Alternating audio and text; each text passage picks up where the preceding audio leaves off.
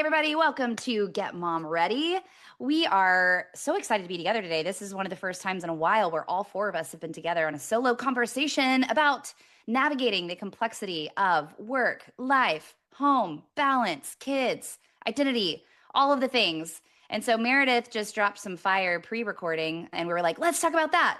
Of how do we as moms navigate the complexity of the desire to go from full-time working to hybrid or full-time stay-at-home mom, but feel this tension between like, oh man, I'm so grateful that I'm in a place where I can do that, but it feels like privilege. Can I step into this joyfully without guilt? And just all of the both ands that comes with. And Meredith, you were like, I don't know if this is the place for that. And I'm like, this is exactly the place for that. Like my heart with Get Mom Ready is that we are getting moms ready to navigate work life integration on her terms and not feeling like we have to perform or make decisions for anyone else but what's best for our family. And side note, I'm getting on a soapbox, and maybe I said this on a former episode, but like it wasn't until 1974 where women had the ability to even build financial wealth on their own. So my mom was 14 when that law was passed.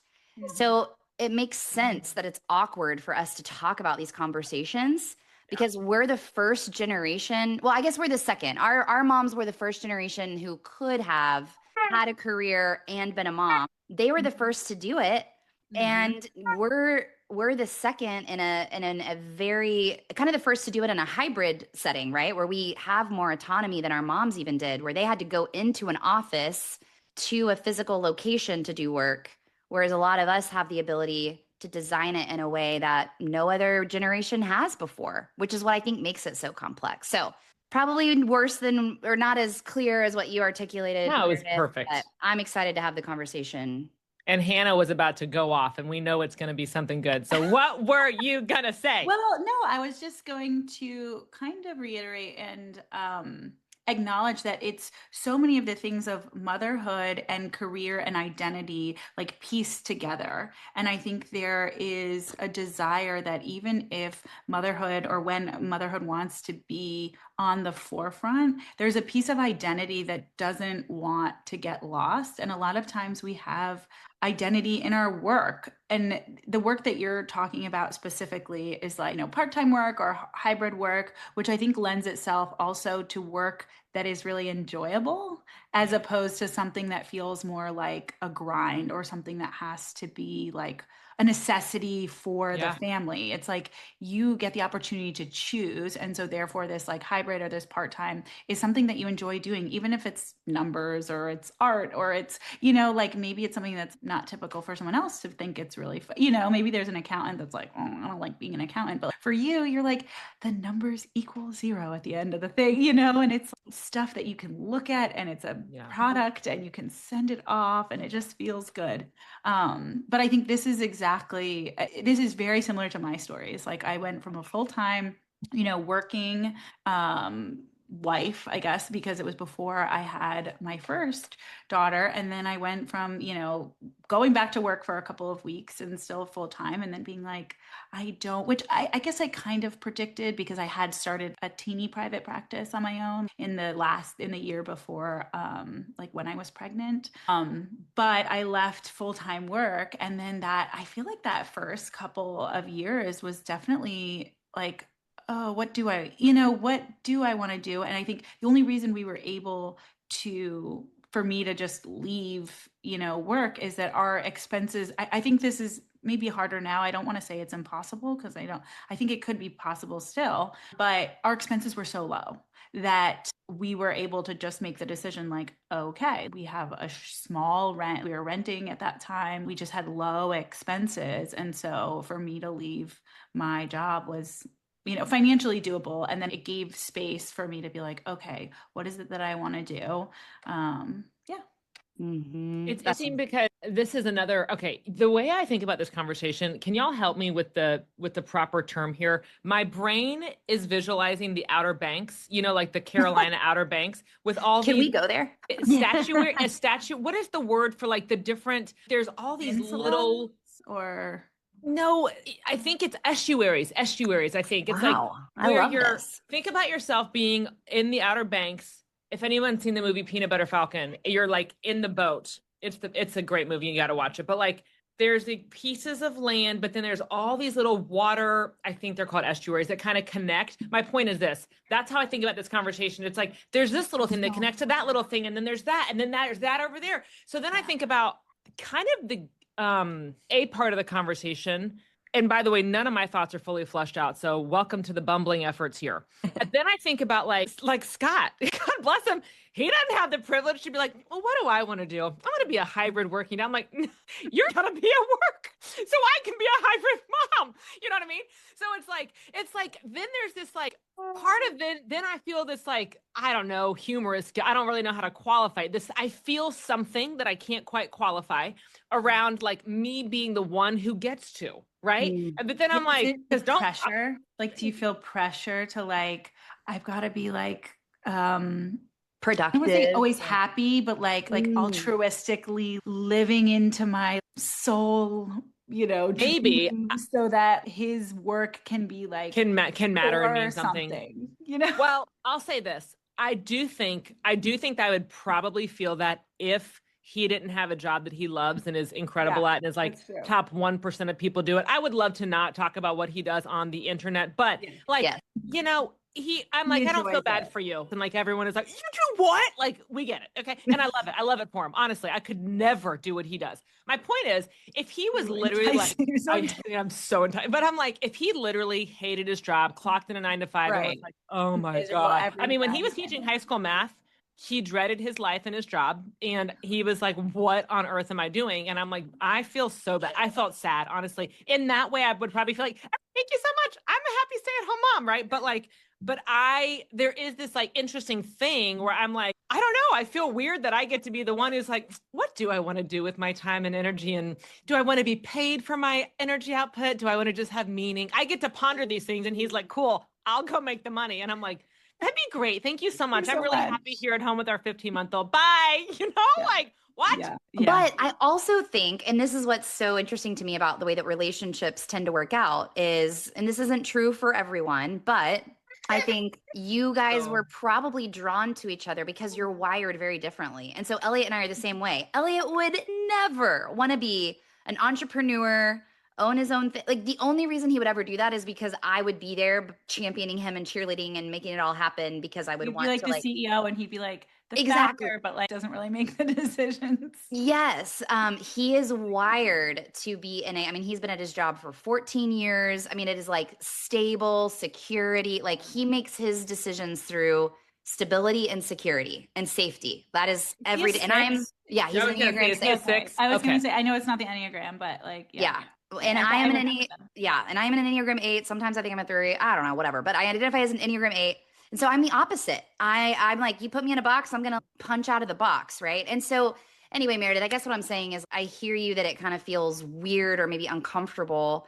But also, let's say that you wouldn't because you're who you are, but other people are, the wife is more, wired like Scott, and the husband is more entrepreneurial and so she holds the steady job and he gets to be like, I have a friend, we need to have her on our podcast actually. Her husband was a stay-at-home dad, has been a stay-at-home dad for years, and it works great for them. And she's got the corporate job. And so anyway, my point is, I think that's a part of our individual wirings, how we think about our own individual identities, and then how it works together as a couple because we're wired so differently. The tricky thing is Scott will never listen to this. So whatever, unless I just, died tomorrow and he missed the sound of my voice, in which case I'm haunting you in your sleep. Scott Mayo, don't marry too soon without me. Yeah. He said, dad. That's fun. He would be a stay-at-home dad. If I was like, a human rights attorney in a different world and just like making all the money, I don't want to do that, but like he would be. So that's the tension. I'm like, sorry, I get to do it. You know what I mean? So anyway. Wait, but hold on. Yes, he would be, but does he want to be? Yeah, Like, you think yes. he's Oh, okay. So, like, without if question. money He was has not an said, object. oh yeah, he's like, I'd be a stay-at-home dad tomorrow. I'm like, but you Okay. can't be. So I he's know. the one of Why? us that has a stable income. So get back out there, son. Okay. Unless we create Whatever. some passive income and It's then cute. we Let me tell you stay. what's cute is passive income. It's a cute idea. I'm I so know. done with passive income because let me tell you what is required for passive income: You have selling to yourself on buy the them internet. houses. Yeah, Yeah, there you is. first Yeah, you have to buy I, 7 houses. You have to exactly. manage all the A houses. You have to hundred. like That's right. It's it's real not estate, and passive. you're doing that. It's not passive. Number one, or number two, you're selling yourself on the internet day in and day out. And let me tell you how over that I am. I'm over it. Okay, I love it. I agree with you. There is no passive income. It's all active income. Yeah, it's Okay, Anna, I want to say something and I want to hear your thoughts on this, okay? Another like cool estuary. What was the word you used, Meredith? I don't I know. think we're calling them Es- estuaries. I think it's Estuary. We'll fact check it later, but that's what we're going Okay, with.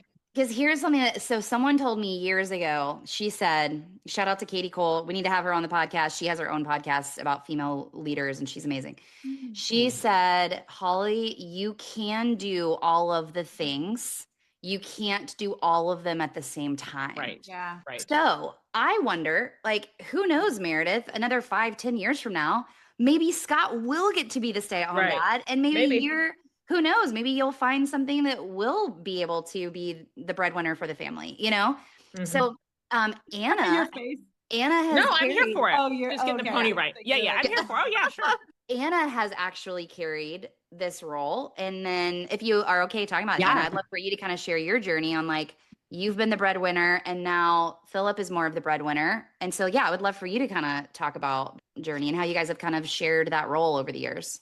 Yeah, that's true. When we got married, Philip was applying to grad schools. And at the time, we didn't even realize that you could get paid to go to grad school. So, like, we thought we'd be paying for him to get his PhD, and I would be making money. He'd be getting his PhD, and we'd be paying for him to go to school. And we found out that luckily they do get a stipend, but it's like pennies. So, we talked about it a lot and he's like, are you good with this? I mean, I'm not going to be making very much money. And I was like, of course, I want you to be able to do what you want to do in the long run. And you're going to get a PhD. It's not like you're going to get some degree that you don't care about. You're not sure if you're going to use it. This is what you were born to do. Like, go do it. That's So it was cool. probably, I think he was in that program for 5 years. It was 4 or 5 years. A And long time. Not Yeah. 5. right. Yeah. It was like 2017 to 2022. Oh wow. And he actually graduated when Emmy was 3 months old. So luckily we didn't have kids yet. So it was a lot easier, like you were talking about. We rented at first. We had barely any expenses. It was completely fine. And I luckily had worked through college. So I had a ton of savings. Everything was totally fine. But then he graduated from getting his PhD. He got a job and he started making more money than I did. So then I was able, for the first time to think about, okay, now we have a daughter and we have a daughter who has a lot of appointments, needs a lot of my energy or somebody's energy. And we just kind of made the decision, I guess it was about a year ago. That's true. About a year ago that, okay, it's going to be a financial cut big time if I pivot away from full-time work, but it'll give me the flexibility to be able to be a better mom and to feel better about it. Because at the time it was too much. Like, yes, I had PTO.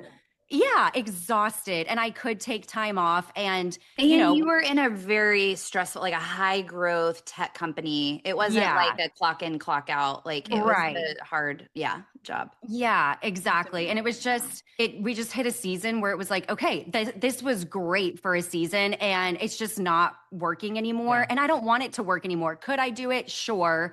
But I'm less happy, which makes the rest of the family less happy. And it's always a struggle figuring out who's going to take Emmy to her appointments and things like that. And now it's just a lot more seamless. And so it wasn't an easy decision though, financially. And it still isn't, honestly. Like, it's still a struggle month to month. And I still need to go back. I think I've talked about this like 4 times since we had Becca Gonzalez on. I still need to go back and assess our finances. But it's just, it's one of those hard things to do. But it hasn't been an easy decision.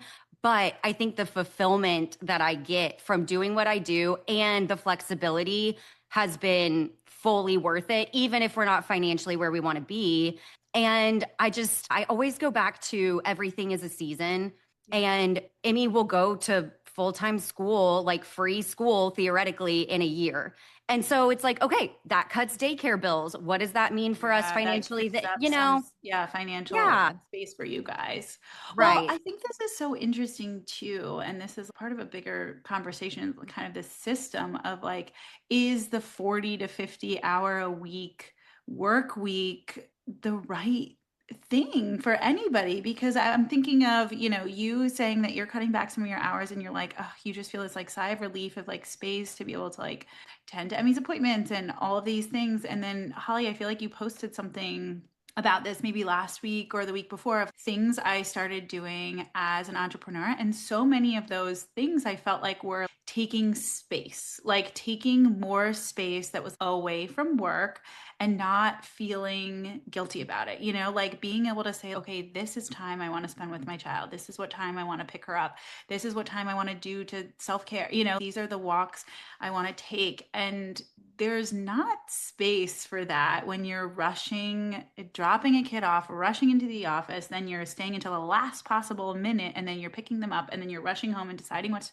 like it's the way that the system was designed for work years and years and years ago. It doesn't work now with the other things that we find are important. Right now, Yeah. we know how important relationships are. We know how important our kids are. And so we don't want to have only a little bit of time with them. We want to eat dinner with them, or we want to spend the bath time with them, or we want to, go for a walk with them after school. And so I just appreciate how it's changing in that it's allowing space. And I think the more time we do these things, we as women take the time to, do what you need to do and choose that and speak about it allows other women to do the same. Because I hear so much of people saying like, oh, I want to do that, but I don't want to be looked at as not committed to my work, or I don't want to be looked at as not motivated, or Or be weak. passed up, weak, yeah, Mhm. or like, oh, her brain's in so many different directions. And it's like, yeah, it is, that's the truth. Mhm. Or her heart even is in so many different places. It's not only work or only home. There is a middle path, and we're allowed. Yes. I think there's so many people get to take that path if that's what they want. And I love it, Hannah. And I'm also thinking, I do love your analogy, Meredith, on the estuaries. Estuaries. Estuaries. We can make like what a is blooper reel of all the times I mispronounce that word. yeah. And that's classic me. Like, anyway, I'm thinking about how all three of you, I feel like it was a proactive choice. Whereas for me, it was something that happened to me that then I said, what does it look like to put myself in the driver's seat? Right. And so I just wanted to also, I love this conversation because, again, my passion is that women see that there are so many different ways to get there, and it could be different ways at different times. And so for me, where I was, my role got eliminated, like it was not like I was like wrestling with the tension of, do I want to be a stay-at-home mom? But I was wrestling with the tension of, if I'm going to put my blood, sweat, and tears into something, do I want it to be for someone else or myself? Yeah. And so that was the motivator for me personally, which was like, I'm tired of building other people's dreams. I mean, no, I do love building other people's dreams, but I want to do it through my own dream. Yeah. You know what I mean? Yeah. Yeah. And by the way, get to put the priorities in place of owning my schedule, et cetera, that I get to do. And so, but yeah, Hannah, I was, for those of you who haven't seen it, if you go to getmomready.com or our Instagram, but the article is on getmomready.com. I was just kind of reflecting of 5 things I've decided to do recently. And again, and I put in the article, like, I'm not perfect at any of these, but there are rhythms that I've tried to adopt recently. And as I was writing that, I was like, all of these things I could have done in my corporate job, but I felt like I needed permission to do them. And I'm just finding that over and over and over again. I have a client right now who's a dear friend and the best client ever. And Anna and I both have the opportunity to work with him as a client. And I'm constantly finding myself like asking him, and I'm like, I'm asking you this, realizing that you don't like, I don't need your permission, but I kind of would like it in this scenario. And he's just great and is like, okay, sure, go ahead, Holly, even though, like you don't need my, but we as women, we just, and my experience and the women that I coach compared to my male clients, like no male client is asking for permission from anyone.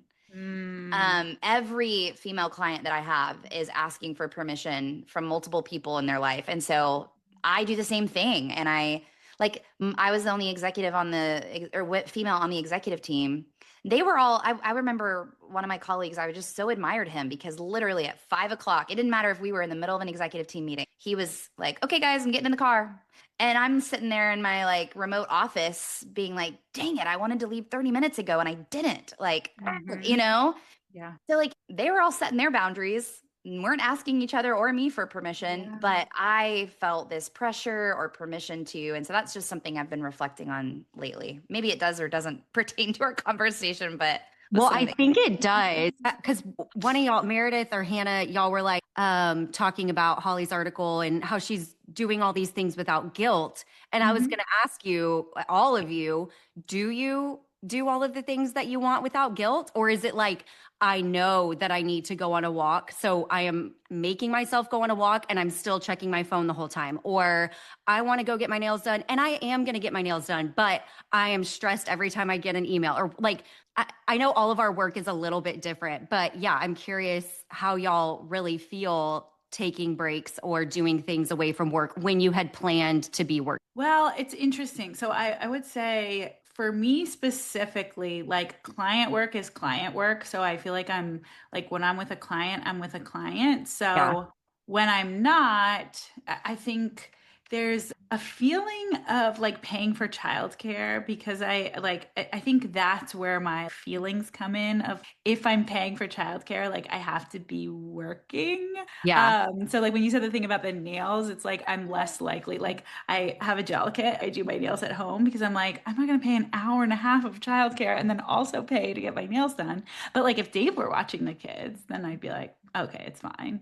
I would do more like leisurely stuff or even, everybody knows, like I love to go to the gym. I walk with Nora. So like we're walking together so that I don't feel guilty about because I'm like, it's outdoor time and like fresh air and all these things. And going to the gym, she gets to play with friends. Like, so I don't think I feel guilt over that, but I do think sometimes I feel more guilt of if I were to go out to lunch, like when our nanny's here with a friend, if it was work, like if it was one of you guys, I'd be like, well, it's work. And so then so it's just kind of like a brain thing of like, but if Holly and I were just like going out to lunch, like for fun, I think in my head, I would just say it was for work just so that I wouldn't feel guilt. So yeah, I think there is still the feeling of what should I be doing? Or maybe she's taking a nap, or like maybe it doesn't really matter if I'm home or not. But I do think there are some times where like the guilt creeps up and I'm like, oh, what should I be doing? Should I be working more? Or should I be,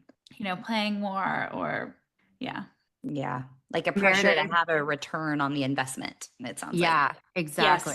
Yes, I'm constantly doing Interesting. like, what's the ROI? I know, because I think Holly and I always talk about, or we've had this conversation a couple times before. What would it be like if we were to extend childcare so you get a little like a breathing room and stuff like that? And they're like, but what would I be, what would I be producing or what would I be doing? It's like you would have more space because I think too, my brain is sometimes I dive in and then I like need hours of like time to like get into the thing. And once I get going, then I want to keep going into it. Whereas with motherhood, you're constantly being interrupted, like, okay, you only have like 2 hours of nap time, but 1 hour you took a shower, you ate lunch and then like got your iced coffee and then you sat down and then now you only have an hour and then she's going to wake up and an hour is like right when you're into the meat of everything. I'm creating something or I'm like, And so I am constantly thinking about the ROI on the childcare investment. I think I will feel that guilt specifically when he starts a little day program. Also, I apologize for the distraction. My child is not normally awake during this time, and wow, he is getting into it all. He's taking apart the drawer and I'm like, okay, got it. So cool. Anyway, I think where I feel guilty that will go back to potentially the beginning of the estuary of this conversation is that I feel like I have not done enough in my life from a meaning perspective. I'm very much wired for meaning and you know, whatever. Like I thought I would have stormed the gates of hell a little bit more, so to speak, on behalf of some cause before, you know, kind of entering into first of all, I never thought I'd be a stay-at-home mom. I thought I'd be like working full-time and doing stuff. And that's awesome, except I was never really a corporate girly. It was all things kind of put together, whether it was my own stuff or contract work, whatever. It was kind of a amalgamation. And I love the work that I do, and I love that it's on my terms. I love coaching. I love meeting with clients, and I love that it's on my terms. And I love that I don't have a 9 to 5 where I'm back to back to back. I love it. Right. And maybe there's a season of life where I would want that level of fullness, but because I really would identify as being in a more so stay-at-home mom era, even with some fractional work, I think I feel guilty that I haven't done enough to earn this. Does that make sense? Because I didn't run a nonprofit like I thought I would when I was in college or grad school. I didn't, you know, do XYZ thing, you know, on behalf of some injustice somewhere. And it just feels like you didn't really earn this. And if I'm honest, if I'm gut level honest, I'm like, I know it's not a helpful thought, but if I'm very honest, the guilt I feel it feels painful. Yeah. Is more so like, ugh, what did I sold skincare on the internet for 5 years? Really? You know what I mean? And that wasn't the sum of it, but I do feel a ton of shame around that. Not because that's a whole separate conversation, but like, I'm like, really, Meredith? Like that's, we're not getting into the drawer pieces again. He's like, I see it. So I feel like the guilt is a little mix of guilt and shame. That is way more vulnerable than I ever thought I'd be on an open public podcast. So I hope nobody listens to this. No, but I think people will, and people will feel that sentiment. I mean, you, Meredith, are not the only one that feels that way. Yeah. Mm-hmm. Oh, yeah. I think so many people will be able to relate to that. And I know I have so much I want to say that I feel like you and your Enneagram 7 self will be like, nah, you're coaching while you were selling skincare on the internet and would not have known about you had you not been selling skincare on the internet.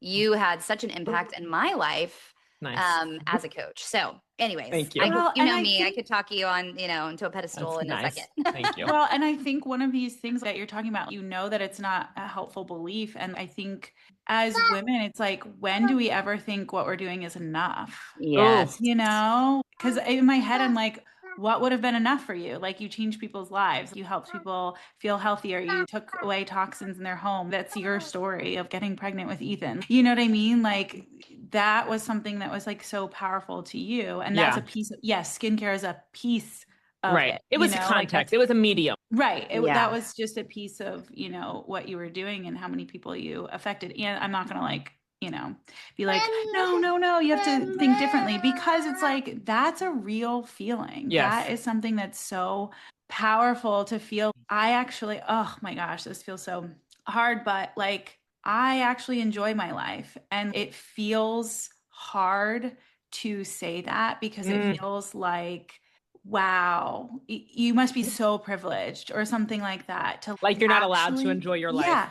Like, you're not allowed to enjoy being home with your kid. You're not allowed to enjoy choosing the hours that you work. And you're not on this daily grind and like beating yourself up through a work day. And that's the only worthy way of living a life. Right. Absolutely not. Like, we have to suffer for it. It's you have to suffer for it. And if you're not miserable, then you're not doing enough. And I don't think that is true. And that is, I feel like that's like even why we started this podcast, because we were like, we want women to be able to enjoy their lives. And some people love being with their kids and being that person. And that's good. Yeah. That's good at work. And we're allowed to love our life. I do feel like that is such an interesting piece of society today, that it's like, if you love your life, then you're fake. Like, it's fake. It's all fake. And it's like, I'm not saying I never have a hard day. I'm not saying it's very annoying to like clean yogurt off the high chair 7 today. Like, that's annoying. It doesn't mean I hate my life. Like, you know. Yeah, that's so good. That's so good. So good. Fair. Shall we wrap it there? I mean, I feel like that's great, Hannah, wrap up to that. And such a I agree. What's the word? Like sentiment Profound. of just like where profound of like where I feel like we are as Americans. It's such a American, the hustle and grind and You have to piece that, suffer for what you get. It's very yes. puritanical. It's from the puritanical roots. Yeah, It's that we're not all very having to like nice. wrestle down, So, anyway, well, I'm grateful for you guys. I'm grateful that we can have this conversation openly and be vulnerable. Meredith, thank you for your vulnerability. I know I was inspired by that and just to show women that there are so many different ways and ways to get there, whether Yeah. you choose it, whether you feel like there was a disruptor in your life that then allowed you to reflect and say, wait a second, I get to choose something different.